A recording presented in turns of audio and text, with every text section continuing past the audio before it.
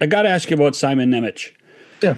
He's, high pick, played great in the Olympics. That's probably one of the reasons why you looked at him so seriously, and he just hasn't come around. Where do you see his development?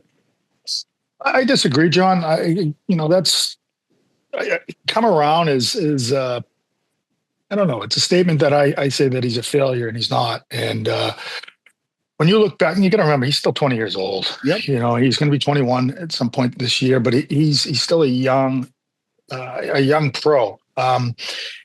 Last year when we had the injury to Dougie Hamilton, Simone Nemec wasn't going to be coming up at all. The CBA tells you like those 2-year slides, and that helps good teams because you got good players on your under contract that are still on the ELC. With Simon though, it's been he's played 60-something games last year in the National Hockey League, and then come in the camp. He had a bad injury, with the Olympic qualifier with Slovakia. Back before Labor Day, and that put him behind the 8 ball a bit. Conditioning wise, just his on ice game. He came in the camp. It was just okay. Okay is just not good enough. And he lost his starting position. He was supposed to start. He was supposed to be one of the top 6 with to Kovacevic, but he still got to chance to play because the injuries to Luke Hughes and Pesci. And there were games he played very well. I think the inconsistencies of young players is something you have to be patient with and let them ride it out. And but like Sheldon has said many times, it's not a development league, and we're at a stage in our at our organization that we need to be ready. So, but we believe in him. He's a good player. He's going to be a good player once he hits his prime. Who's more patient, your management group or Simon? Because I get a sense that he gets pretty impatient about himself too, right? Who's that? Nemec Nemec gets impatient with himself. Listen, every young player gets impatient. I put myself back in the days with the New York Islanders and getting sent down by Bill Torrey and Al Arbor, and I was ready. But then I realized later on I wasn't ready. I wasn't ready because I was only playing a 4th line role at that time, and they had higher expectations for me, but they couldn't do it. Go down and play the power play, and that's the same with Simone. Listen, again, if I put myself in his gates, and I've played 60 games, and I'm in the American League. Yeah, my attitude may have slipped a bit, and the American Hockey League is a hard league. You've got to be dialed in and focused, and it's more scrambly and stuff, and players think they have to get out and dominate. And I hate that word. I hate that word dominate because it means production to a lot of players versus go dominate at the net front. Go dominate at ending plays. Go dominate at making that first good pass, and let your skill set take over. That's kind of, the message you send these young kids. But at the end of the day, they want to be in the NHL, especially with players who actually been in the NHL for extensive time. And the other young guy you have is Luke Hughes. And gosh, he just appears to be growing every day. Last night, he was spectacular.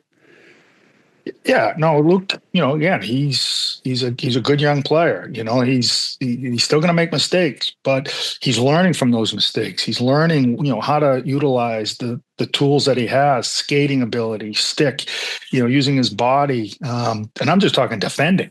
He's getting better as a defender.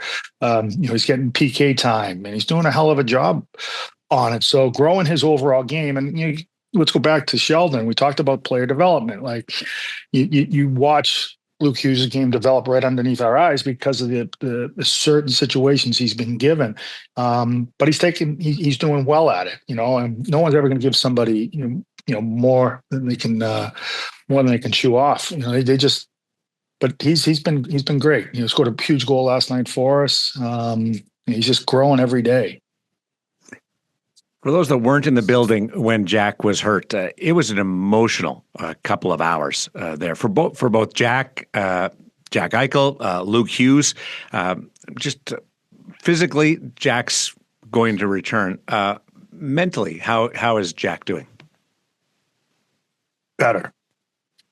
I'd say he's doing better. I know he's doing better. He's come to peace with what's happened, and it's part of the game. and he's going to rehab, and he's going to come back stronger than ever, and we're going to have a great player once he's back and healthy, and we're excited about that. And I think there was disappointment.